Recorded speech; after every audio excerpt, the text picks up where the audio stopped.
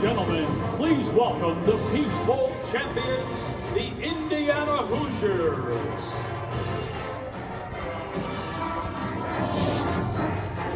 Hello.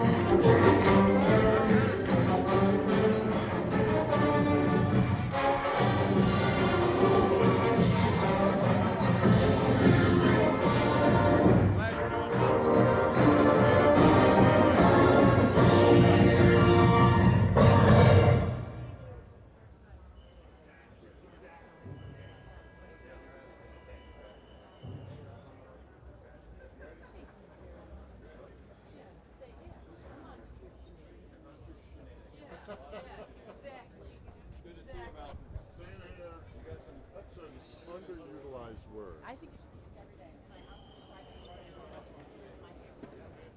It's great word.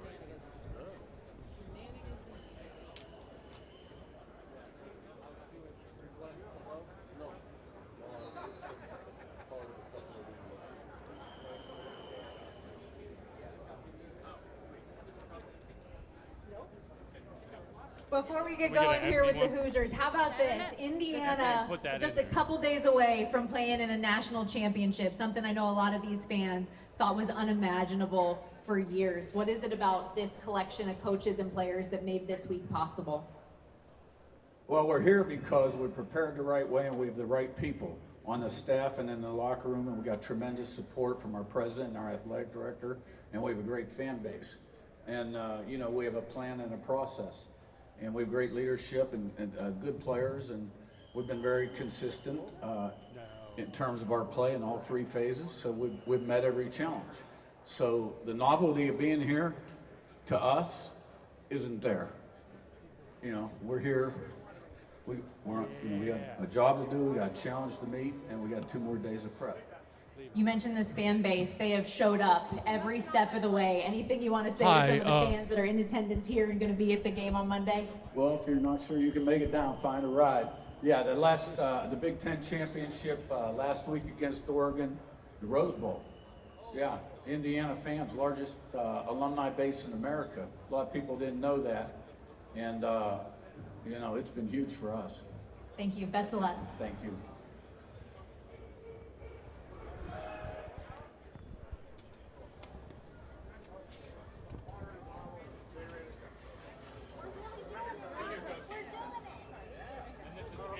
She'll be doing the hit question. Good. Nice to meet you. Woo! Bright lights. Just a quick heads up that when they speak in this, you won't hear them. This is for the transcription. So if we need to repeat any questions, let me know, okay? I won't hear them. You will hear them. I'm a little hard of hearing. Okay. All right. We got you. You ready? You want to give an opening statement? You want me to start questions? We'll start with questions. You bet. Any questions?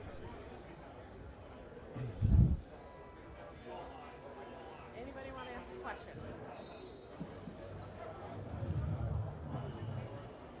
Does anybody want to ask a All right. Hi, Curt. Ari Wasserman with On 3. Can't hear me? Okay. You can use this. This is for the transcription. But Oh, it's okay. You said up here that the novelty of being here isn't there for you guys and that you have a job to do. When you're doing something as a program for the first time when you're doing something as a program for a first time in a century, how do you balance that? We've got a job to do, and how do you enjoy this? Yeah, you know, we're still in our process, our preparation process, right? We all understand that. Obviously, the last 2 years, it's been a great story, right? And it's been fast progress, kind of surreal to some degree. It's a big story nationally. I get that. And but that's separate, sort of, from our team mindset right now in terms of us physically being here and what our intentions are today, what we got to get done today. So it's been great. We've got a lot of momentum, but we're playing a great football team. And Miami, tenacious up front on the defensive line, really physical on the offensive line, big running back, athletes everywhere, playmakers at wide receiver. You know, special teams are very good. They're playing on their home field. right? They didn't have to travel. So it's a big mountain we have to climb. Okay, we're gonna come over here. Hey, sorry. Hey, Coach, a lot's been talked about how you make the right pieces fit on your roster. When it comes to talent evaluation, what was the one, maybe a couple things you took from Coach Saban that have paid off for you here? Yeah. When I was with Nick, there was an evaluation sheet, and supposedly when he was with Belichick at the Browns, he had sort of come up with a sheet or had a large impact in that. And ankle, knee, hip flexibility, toughness at every position. Ankle stiffness, hip stiffness, knee stiffness, fatal flaws. It's start-stop game. Generate explosion from those three facets of your lower body.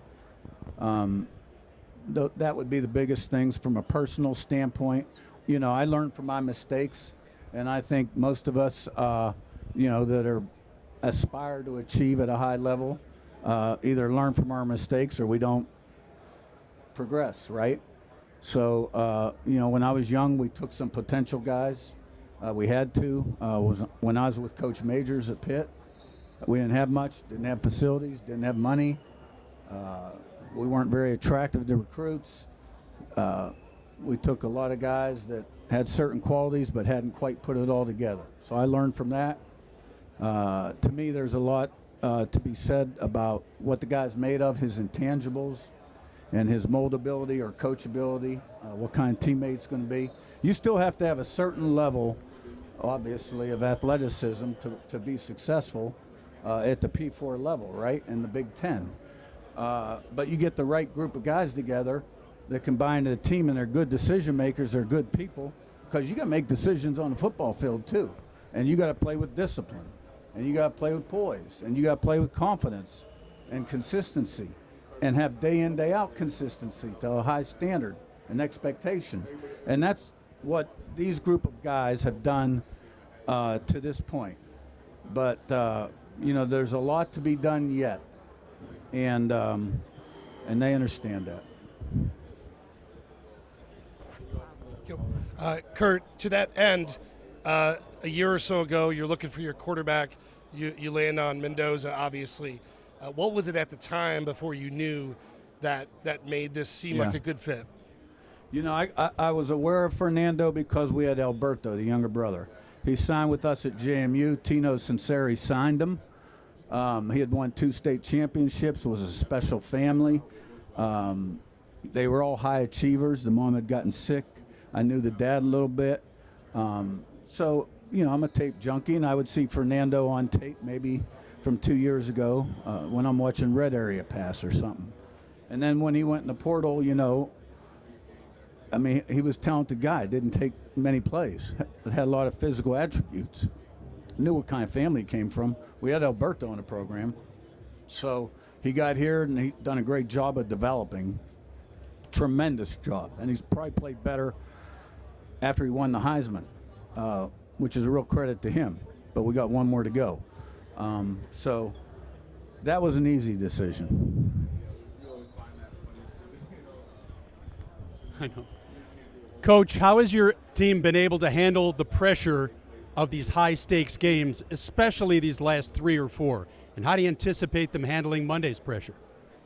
To me, it's noise and clutter. You stay focused on the here and now, control the controllables, be detailed in your preparation. That gives you the most confidence going in, gives you the best chance. And because we have so many guys on this team that are older and have started so many games, the moment has never been too big. We have not always been perfect, but we've been very consistent in all 3 phases. So, and I think as we went on the road and won tight ball games, especially at the end of the game, like Iowa being the first one, that just gave us more and more belief and confidence and put us in a better position down the road for the same type games. All right, Coach, we got a huge smile from you after the last game, and you said you wanted to crack open a beer. Tell me, when did you crack open that beer and what kind? And it was Hoosier beer. Hoosier beer. Hoosier beer. You ever hear of Hoosier beer? I have not, and I live in Indiana, so I'll have to check it out. Yeah, it was shortly thereafter. Just one only. Okay. Yeah, at my age, you drink two, you fall asleep. And then you said, when you came on and you said, Google me, I win, did you think in 2 years, and you wanted to be successful, did you envision being here on this podium to play this game on Monday? I don't think I ever thought that far ahead, honestly. It was such a quick hiring process. And then when I got here, I found out so many things I didn't know. 10 offensive starters in the transfer portal and some other things that, like two universes colliding. We pretty much won championships year in, year out. And doom and gloom on the Indiana side. And that's kind of why I got out there a little bit the way I did. I knew I was out on a limb. I had to find out if the fan base was dead or on life support. The basketball game was the first thing. And then Google Me was our press conference, signing day press conference, when I asked the same question for about the 14th time. So I had a lot of confidence in myself and the staff because we had had success. That's why I took the job. But I can't say I ever thought this far ahead. Hey, Coach. What do you buy into? You know, when they started paying players a lot, there was this idea that you just had to pay to get 4- and 5-star recruits, and you had to bring in the very, very best. I think we know that Indiana doesn't have 5-star recruits. So is that all, frankly, BS, and it's just a matter of what you do once you get the players? This game's all about recruiting, development, retention. The development piece is huge. Derek Owings, our strength and conditioning coach, been with me 6 or 7 years. He's always in high demand. Does a tremendous job. And then the way you coach them in the meeting room, the way you practice, the things you put in their head. There's a lot of guys out there that can play, and development and consistency are the two key factors. I really, honestly, have never looked at a star in my life. I understand they're out there, 4 stars, 5 stars, and all that good stuff. If a guy can play and he's got the right stuff in terms of intangibles, and he's a worker, and he loves the game, he loves football and the process, and he's got enough physical ability, he'll develop. Hey, Curt, Mario was in here earlier talking about his early days at Miami and seeing that program kind of come from a program nobody believed in to what Miami became. This is not a sport that welcomes new parties to the big boy table very often. Do you see some similarities in maybe how Miami was built and became what it was to what you're trying to do now at Indiana? In terms of the result, probably. In terms of the product and what you're getting, probably not. Curt, could you describe your sense of humor, and are there ways that you use it to make points with your players? Absolutely. It would be hard for me to describe my sense of humor because I see it all and I hear it all. But I make my points, and I have a way of getting them across to the kids in as few words as possible. And I think Brian Haynes said it best. I read something 2 weeks ago. He had said, get it across in as few words as possible with the most amount of impact. And that's been my philosophy for a long time. And if I've got something, a point I need to make, I'm going to hit them right between the eyes. Coach, you mentioned when you got here, you had to see what the level of fan support was. Fast forward to today, you have Mark Cuban hopping in to support the program. A lot of schools seem to be doing that as well. What's the experience been like to have that level of support from an alumni who's stepping in saying, I believe in exactly what you're doing. I'm gonna contribute directly to it. Yeah, well, Pete Yonkman runs our, he used to run our, now everything's changed. And Mark Cuban's gotten involved too at a level. And, if Mark Cuban wanted to give $10 million, that would be like me donating $10,000. But we're glad that he's involved, and if he keeps doubling his donation, it'll be big one day. And it takes a village, it takes money, but it's not all about money. We got a lot we got a lot of alums, a lot of rich alums. But Mark Cuban is a very visible guy. He's from Western PA, born in the same hospital, him and I. We kind of hit it off right off the bat. And, to have a guy, he's got, instant recognition, which only helps. Curt, right, the practice before the Rose Bowl, you were disappointed with the team's performance. Was that the last time that they failed to meet your standard? And what's the expectation with today's practice? No, I would not say that. And we'll find out because I have a press conference tomorrow, right? And we'll see how today goes because first practice on site is a challenge. Curt, a lot has been made of your sideline disposition. The cameras always seem to find you. So, one, have you heard from family and friends on that? And then two, internally, so much to manage. What are you thinking about actually in those moments? I'm always just trying to anticipate, think ahead, because there's a lot of critical decisions you got to make that can affect the game. And trying to take emotion out of the equation. And, I see it. Yeah, everybody sees it, right? Curt, you mentioned the uphill battle of having to play Miami in their home stadium, but the Indiana fan base has really turned out for these bowl games. Do you have that expectation that we'll see a lot of red in the stadium again? And have you been surprised by how the fan base has responded to this team, mentioning the doom and gloom that was coming in when you came in? Yeah, right. Yeah. Well, I think we'll have a great showing. It probably won't be like the Peach Bowl, but we'll have a great showing. I have not been surprised the way they've traveled because once we got rolling year one, we were selling it out and they couldn't get in, and it's only grown and grown. Sig, there's sort of this high-stakes game that's going on in the quarterback transfer portal that you've had to play. What's the period like where, between you get a guy and then what he is on the field? I mean, how do you sort of deal with that sort of You mean in terms intermediate of period? developmental curve? Yeah, like you have Fernando on campus and you haven't seen him play for you, for a while. Yeah, but that's what recruiting is. Recruiting's evaluation, and if you trust your evaluation and your history of evaluation has been successful, and you have a lot of confidence in yourself and your process for evaluation, then you feel strong about a guy. And I felt extremely strong about Fernando. Extremely. Like I knew we had something. Coach, to come from James Madison and to take, so obviously when you look at your coaching staff, your student athletes, to not just go yourself to Indiana, but to bring them with you and to see the success, what does that say about the power moniker, the group of moniker, and when it comes down to just the fiber of who a person is? Yeah, we kind of create those categories artificially, right? Group of five, this, that. And, these games are televised, these ones aren't. And, I think the average fan probably doesn't understand sometimes that there are some really good teams at the group of five level and players.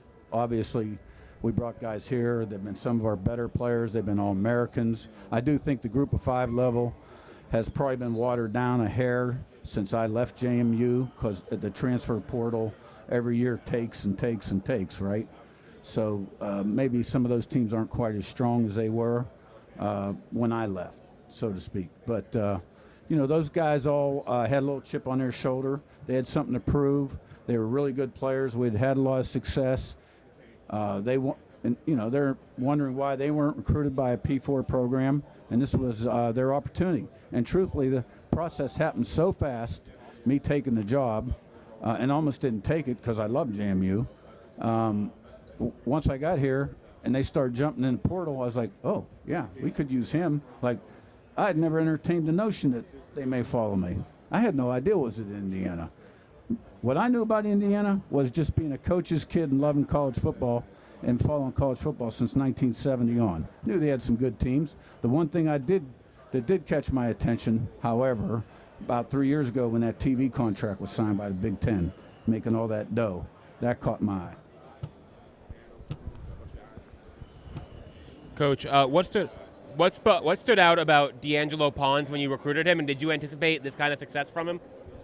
Pons is a player. He's a great player. He might be the best player I've ever coached that was with me throughout his entire career in terms of consistency and production. You saw it in camp right away. First week of camp, he's out there. He just had to quit holding. He's holding a little bit. But he cleaned that up and became a starter. When he became a starter, my last year at JMU, I think it was down at Troy, our third game of the year. They had won the Sun Belt the year before, and we beat them at Troy. He started, and he made plays right off the bat. First series that impacted the game, and he's been a great player ever since.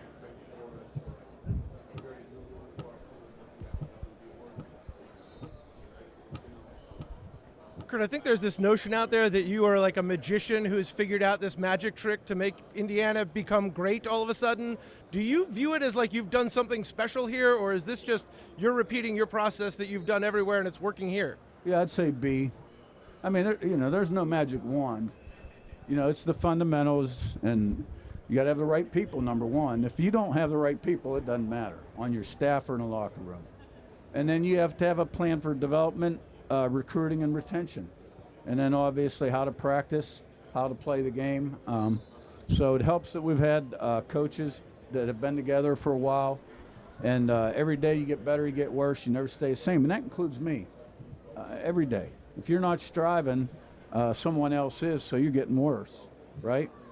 And I'm a film junkie, and I mean, we're not way out there like, wow, what a scheme.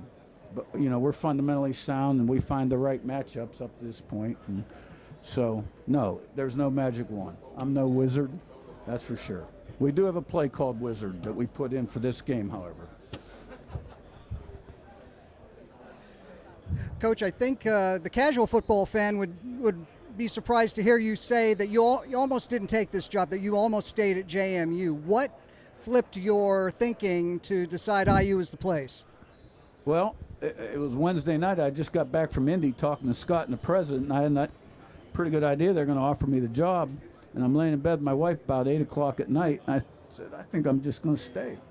I like this place. And Scott didn't give me a chance. He called me up and said, congratulations, you're new head coach at Indiana, and we're going to kick some butt. And I said something, about 5 or 6 words I can't say here, hung up the phone, and that was it. So he didn't give me a chance to say no. He told me I'm the new head coach. My wife said, you should have seen that look in your eye. Like, what did I do?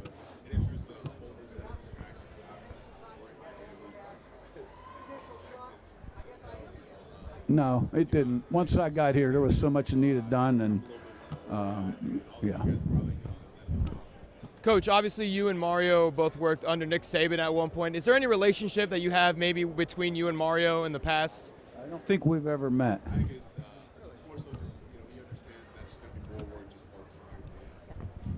So, Curt, everybody has a fatal flaw, something that's annoying or something they do wrong. People would think that Fernando does not do anything wrong, does not, like, he cleans his room and he's like this perfect person. What is his fatal flaw? I don't know what his fatal flaw is. I know he's a good quarterback that really developed a lot and has to play well this week. I think in life, all humans are flawed, but he's got great things ahead. Hey, Curt, when Alberto told me when you told him you were recruiting another quarterback, he said, I'm not going anywhere. What's he like, and could you see him winning the job next year? Yeah, I think his words were, I'll stay a year, but he's got to go out early, and then I'm the guy. So we'll see what happens there with Alberto. I think he's got a good future. I like him a lot as a player, and we'll see what the future holds. Coach, you just spoke about the transfer portal. Last year's national championship had 2 quarterbacks it was their first year at that school, fresh transfers. Same situation this year. Can you talk about those changes in college football and maybe some of the success transfers have had?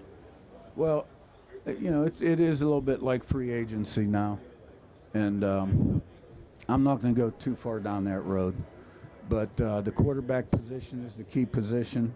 It's hard to win without a good quarterback, or at least win big. And Miami's quarterback's done a great job. Fernando's done a great job. Last year we had, Ohio State and Notre Dame, right? 2 really good quarterbacks. And that is a position, however, where the guys that play quarterback, they don't like to sit. Like if they know they got the right stuff, they want to play.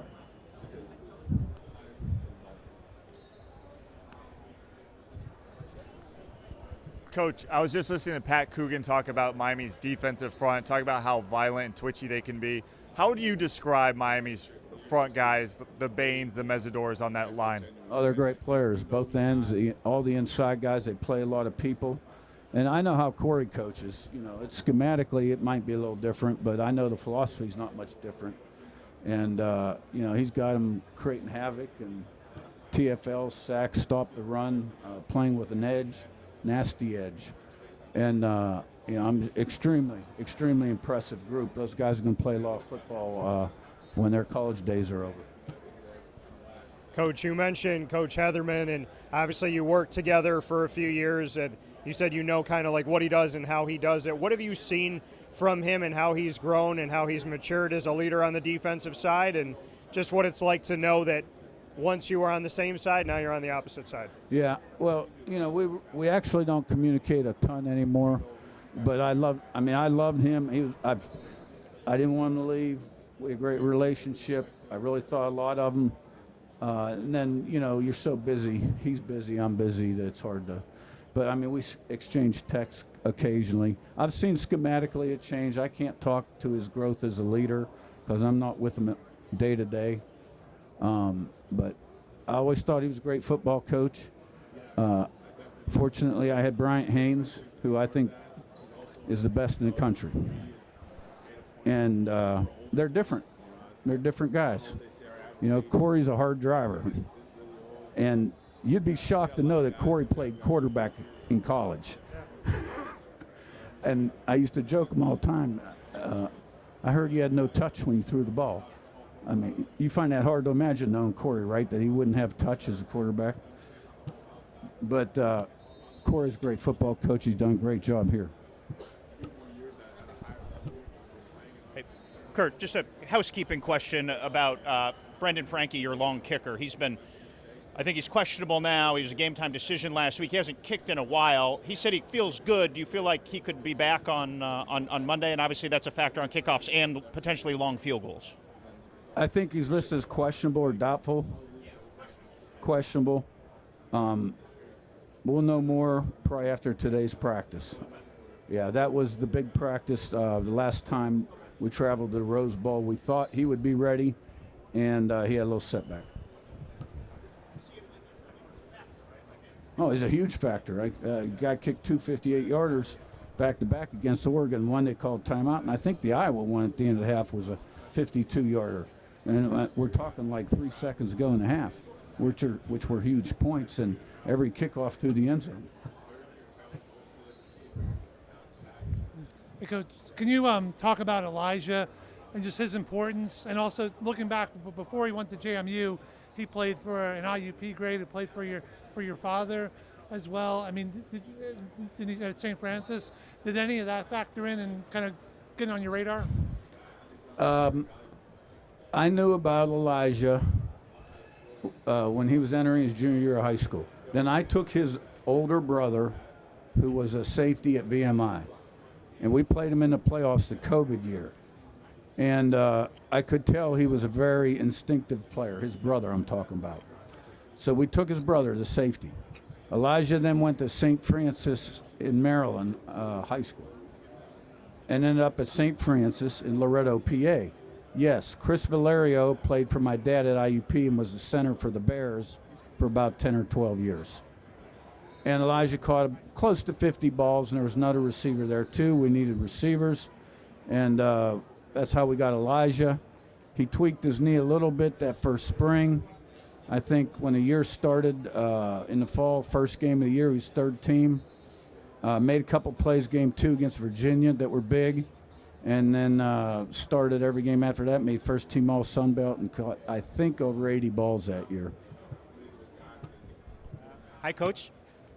We are from Belgium. I have two questions. One is beer related, one is football related. You've been known to say that you like to crack open a beer after a win. Might I suggest a cooperation between Belgian beer and Indiana brewery called Shark Pants to open after the game? And then second, you guys have been blowing out teams lately, but people seem to forget that you had some close games like the Penn State game, Oregon game earlier in the season. What has changed since then? I mean, you're going to play close games, and you got to find a way to win them. And if the one thing about this team is they have played like we want them to play. There are certain things we preach on the opening kickoff to the end of the game, and they've tried to do that pretty consistently. And if you do those kind of things, and you got enough talent, you should win your share of those close games. And the Penn State 2-minute drive was huge, obviously. Our backs were really against the wall. And I think one of the reasons that we have so many lopsided scores, and it's not that I throw the ball when we're way ahead, because I don't. Ladies and gentlemen, please stand by as the Hoosiers rotate podiums.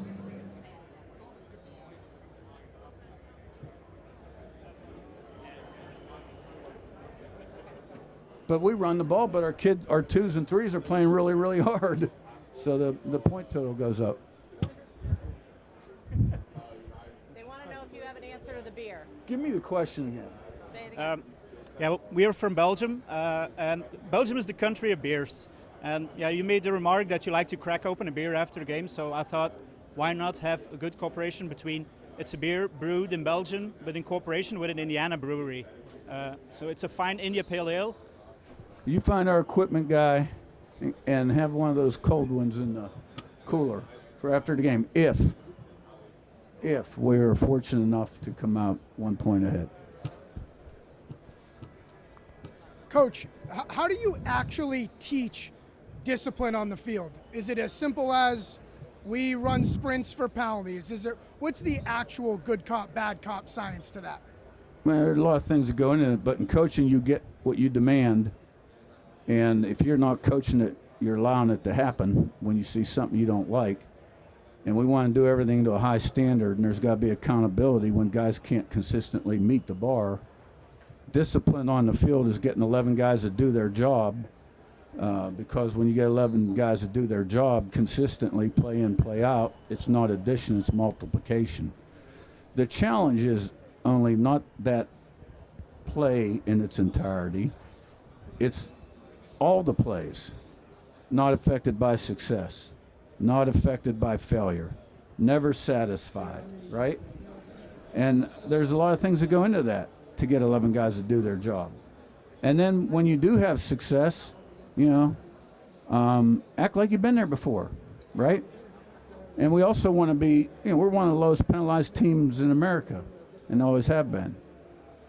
Play smart, disciplined, poised. All those things are discipline. And we're number one in the country in turnover ratio. That's discipline. And if you want to be good in anything in life, you got to have a goal, and then you got to be committed to it, and have the discipline day in, day out to work toward your goal, the work ethic, and the mental toughness to persevere. And, that all goes into discipline. Hi, Coach. Coming from Ireland, look, I think there's a lot of coaches in any sport that can learn a lot by the mindset you instill in your players from day one. Is there anything specifically that you think you teach to your players that could come across to any sport and could transfer to anyone in any field in life? You take over a losing program, you got to change the way people think, right?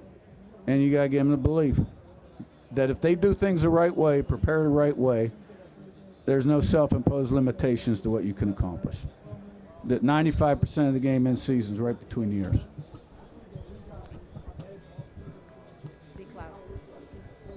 Coach, what you, your staff, your players have done What do you think what you've been able to accomplish even so far and what you might be able to accomplish Monday night stands among the great moments we've seen in American sports history? So now I'm a sports historian too, huh? That's for you guys to figure out. Hi, Coach. You've gone almost viral on social media for the way you keep your poise during games. How do you keep your composure so level during such high, intense moments? Self-control, I guess. I'm just trying to anticipate, and not be emotional, which is the best way to make good decisions. Because you're going to make decisions during the course of the game that are going to be critical to the outcome of the game. Hi, Coach. I actually met you at Family Weekend at JMU. My older daughter graduated from there. You are amazing. Is there a coach or someone that has inspired you to become such a great coach? My dad. Your dad? My dad was a great role model growing up. I was the oldest of four, and he led by example. And he had a presence about him. And he had great work ethic, discipline, commitment. And, he was, back then, grew up in Western PA. Everybody worked in the mill or the mines. And he went to college and became an assistant at the Pitt, Princeton, West Virginia for Bob, and became the head coach. Then came down with cancer my senior year of high school and was given his last rites twice. So, he didn't really get to finish what he started there. But yeah, he was my inspiration. And you're my inspiration. Thank you.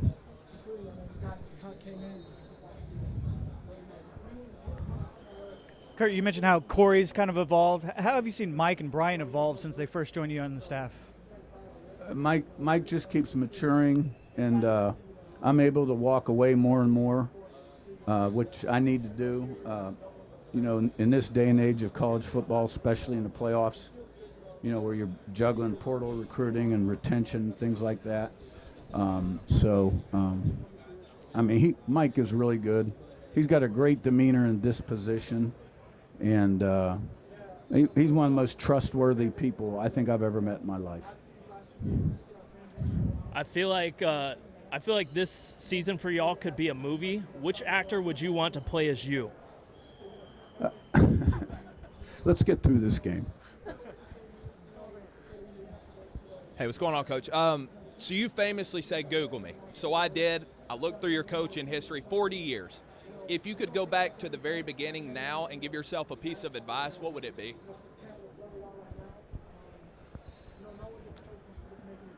I think I had to walk every path to become who I am today. So I don't have any regrets. Hi, Curt. I wanted to ask you about recruiting players that left the program first and then came back, like Lewis Moore and Khalil Benson. What was that process like? Because they left when you got there. Was it more of a business approach at that point? Yeah, absolutely. It was a business decision. I didn't want them to leave at the time. I understood, based on critical factors. And then I think once they saw the success we had and heard from their teammates, they wanted to come back and be a part of it. And for me, it was a business decision. Hey, Coach, Pac-Man Jones here with Politely Raw. James Madison, Utah, you have done an unbelievable job. Everybody keeps talking about the size of this Miami team. Is it the size or is it the fight in the dog? Miami. They're playing with an edge. They're a tough football team. Both lines are really good, and they get after it, and they got athletes, and they're tenacious. And, it's a start-stop game, twitch and explosion, and then, you got to have a little edge about you, and they're impressive. Coach, right here. With the way, I know you said you don't interact with him necessarily much during the week, but with how Fernando's playing at the level he's playing, what, if any, corrections do you make? And this might be a little weird, have you ever had a heated exchange with him? No matter how good he plays, there's always corrections on tape from the game before, which you know, the process is we come in on Sundays as staff, quick staff meeting, and then we break up offense, defensive staffs, and I watch the tape real close with the offensive staff. And Chandler's, there's always things that, you know, he could have done a little better. I've never really had a heated exchange. I can only think of one time early in the season, I think it was Indiana State, where he made a couple poor decisions in the red area, whether to pull the ball or give the ball off, or maybe one time throw the bubble or not to give it to the back. I can't remember. But I remember making a point on the sideline. And I think that's the only time I really ever had to kind of make a point where I felt like my point needed to be made.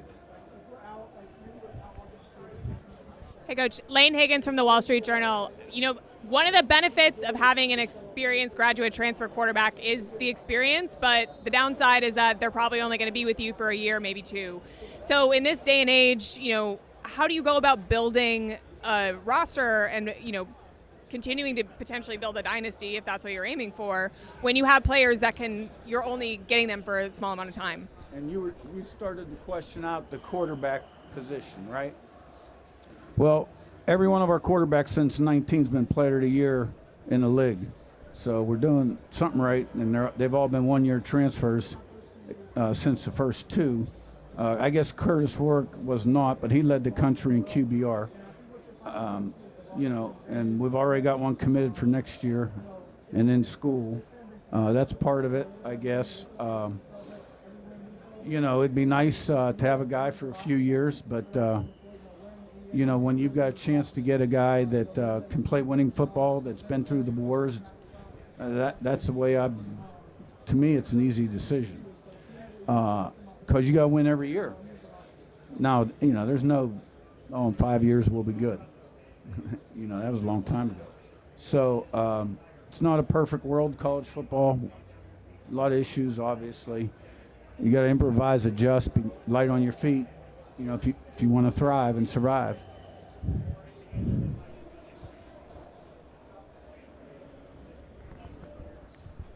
Curt, congratulations on your success, by the way. Good luck on Monday night. I'm from Philadelphia, by the way. If the NFL coaching job ever opened up, would you consider taking a job in the NFL, jumping there? I know you said you're just kind of loving the moment with everything, so. I mean, I'm not an NFL guy. I made that decision a long time ago when I went with Chuck Amato to NC State in 2000. I had a chance to go with the Packers, Tom Rosley, Mike Sherman. Favre was in his heyday, kind of like an assistant. I think Darrell Bevel got the job. Ended up taking the job. I declined the opportunity. I almost took it. That's when I made the final decision. Yeah, and I've always been more of a college football guy.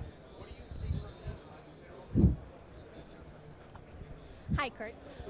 Obviously, this has always been the goal for you guys, but to actually be in this position, have you taken any time to reflect on how far your program has come?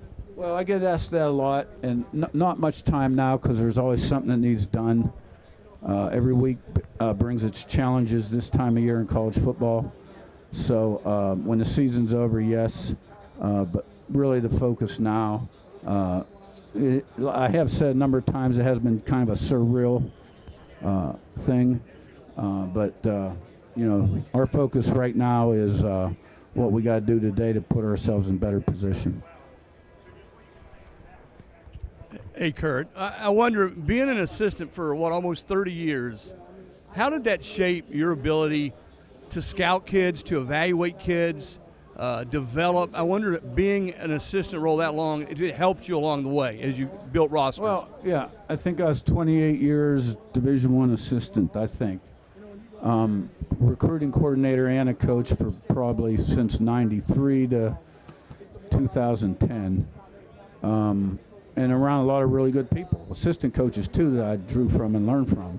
And the recruiting coordinator thing, it helped me. It did help me. I was always trying to get out of that job.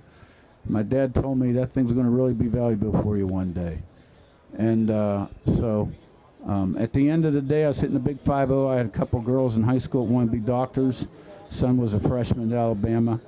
And I didn't want to be a 60-year-old career assistant. I grew up in the business. I tracked assistant coaches and families and careers, and that I didn't want to do that. So I bet on myself. And but I didn't wake up every day at IUP like I got to be a P4 head coach, right? I was trying to make the most out of life, and it brought me here. What do the JMU guys mean to you?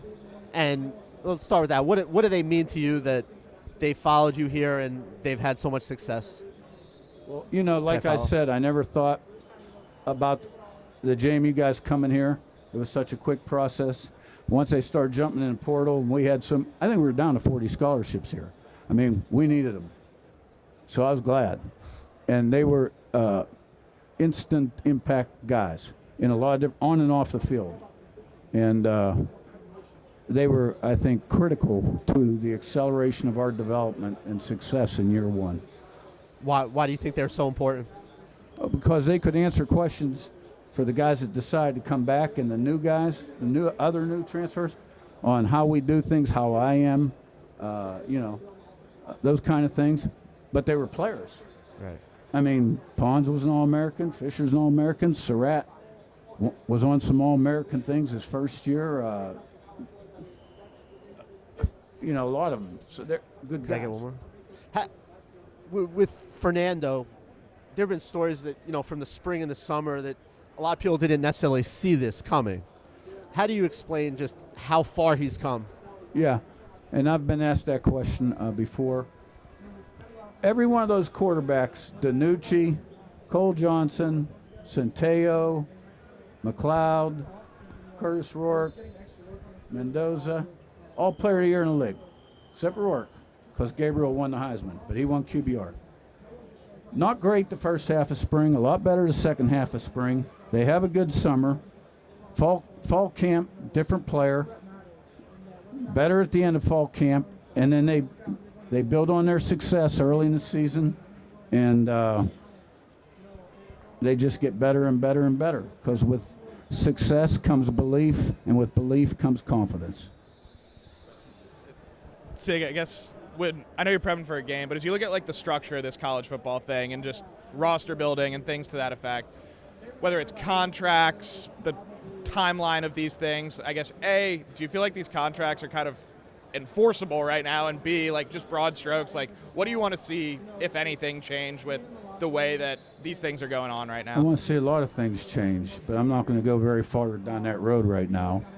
I'd like to see rules that are black and white and ink, and that we all follow, and there's consequences when you don't, and we don't have that. We got a lot of gray area and ambiguity.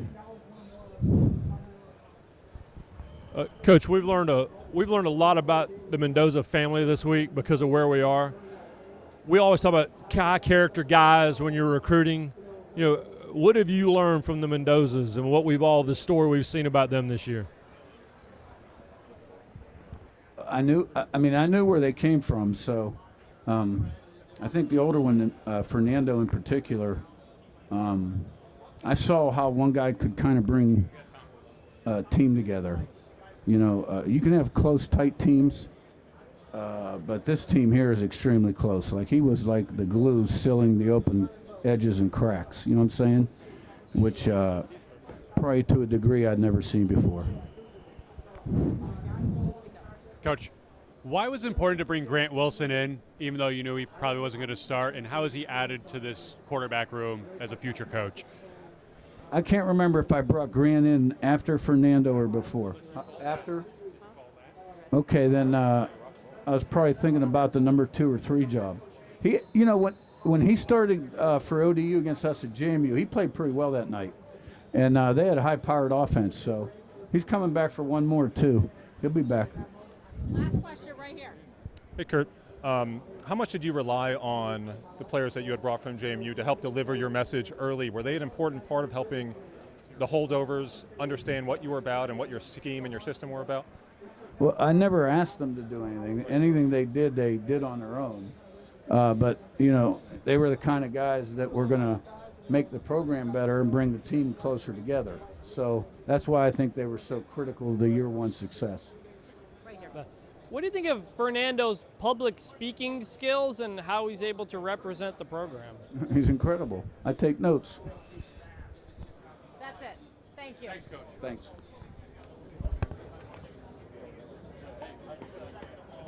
All right, let me get out of here.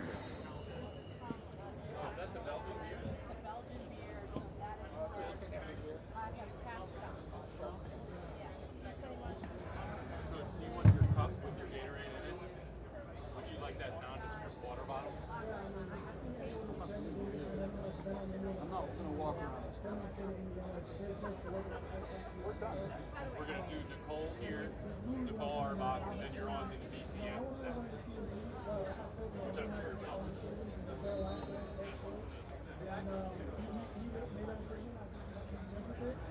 when we came back, we all kind of got to leave the phone and gave him a little crap and said, this is really different Indiana. So he earned it. He earned the spot back.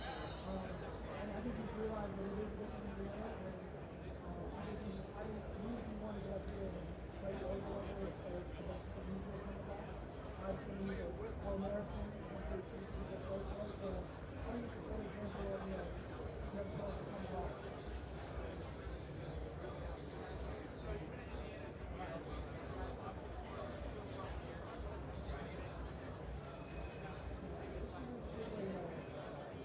Like I said, everyone's dream is to get a one college wins possible and make it as far as you can.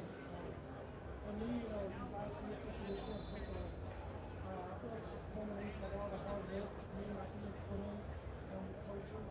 Everyone supported me, my parents, my family, everyone supported me back then.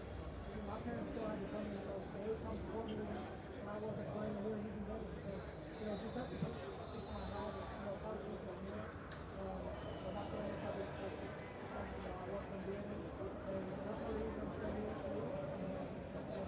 Still love what I'm doing, but this season, is special, but, I don't think anyone on our team is satisfied. Like I said, we'll be satisfied with the money when we get it.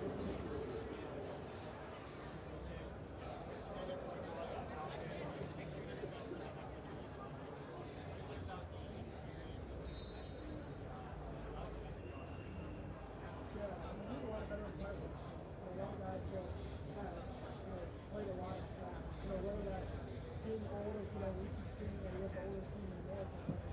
So, just guys that play a lot of snaps and, go out there and know their jobs, know how to just do your 111. And that's what's so important to us is, you don't have to make every single play on the field. Just do your job. When the play comes to you, you make your play. And if everyone does that, everyone's making plays. And, that's offense and defense. No one cares who makes the tackle, who gets the touchdown. I think you can see, some of the scores, they're small by the whole team. Everyone, some of the offense scores, everyone scores. Some of the defense makes a big play, everyone makes a big play. And so that's what just makes this team special. It's matures, veteran guys. They know their job, know what they're doing, do the role to the best of their ability, and we have great coaches that get us in those positions to win. You talked about that. Yeah, just about the season. So, one thing that makes the team great, in my opinion, is, you can't just be the same team every week 1, week 5, week 10, week 11, week 14. I think that's what really great is, you self-reflect a lot. We're always looking to improve and chase that perfect game. And then, even if we have defense and, oh my, Tony back to those guys score. We'll have on the sideline, you might see us running up and down. That's us, that's the Indiana Hoosiers. That's our team sport. That's us winning. That's us going up 7 points, 14 points. And I think it's the same with the offense. Someone makes a sack, it's a big 6. That's their points. They get the ball. So, I think it's just a team that feeds off each other. And, you need a momentum going. And, we have guys making plays to take stuff.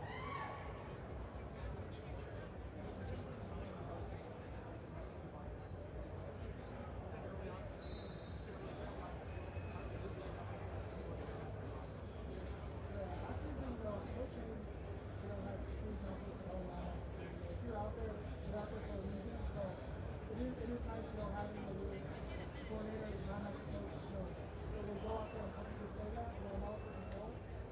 That's just the bond that Coach Haynes and us, we don't have the linebacker and my bond with Coach Haynes has grown tremendously this year. Nothing wasn't good last year. It was really tight last year, but when you're out there and you have another good system, you're probably understanding the window, the bond grows. And so I guys, Coach Haynes and I are really close, and having been able to select this media conference, I play faster. But, I got the support of my team and my coaches.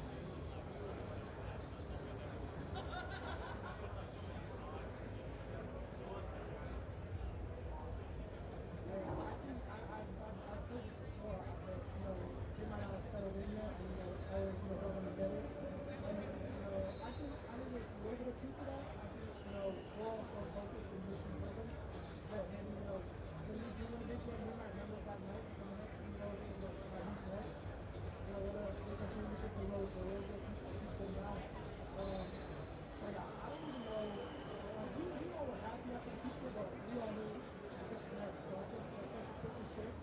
I think that's what makes this team so special. Is we're not, satisfied with the championship. We're not satisfied with the ultimate championship. And all those things are great. I think we will reflect on it. When we handle business Monday, after the season, 10 years from now, 15 years from now. But for us right now, we're so goal-oriented.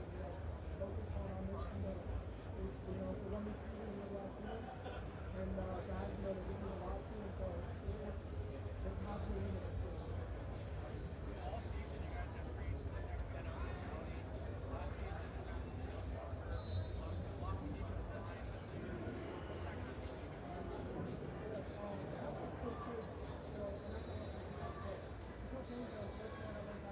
Ladies and gentlemen, there are 5 minutes remaining in the Indiana Hoosiers media session. Once again, 5 minutes remaining in the Indiana Hoosiers media session.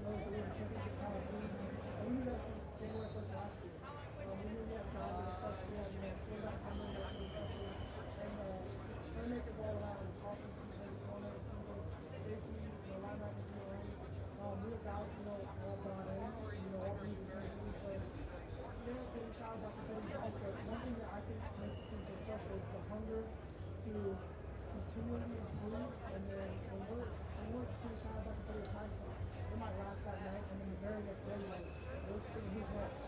How are we going to beat the next team? How are we preparing? How are we gaining that urge to beat the next team? Now what makes it so special is, no one lingers on a previous win, no one lingers on a championship race, and then the Chick-fil-A pitch for us, it's the next game, it's how are we going to win?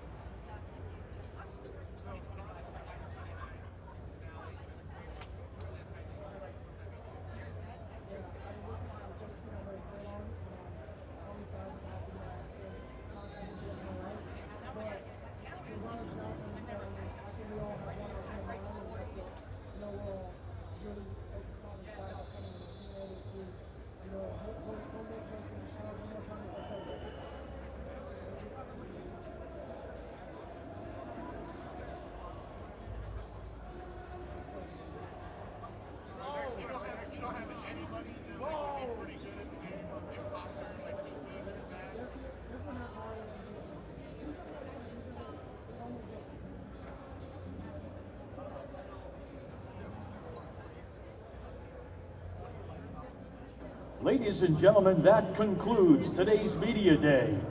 For those members of the media who took transportation from the Media Hotel, departures will begin shortly in the same location as drop-off. Once again, that concludes today's Media Day.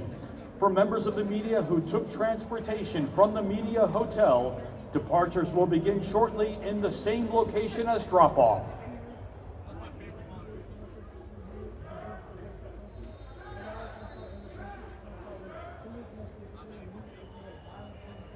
We're going to close this thing out as the Hoosiers head back to their hotel with Aiden Fisher. And we were just talking about how close this team is. What has this ride been like from your perspective?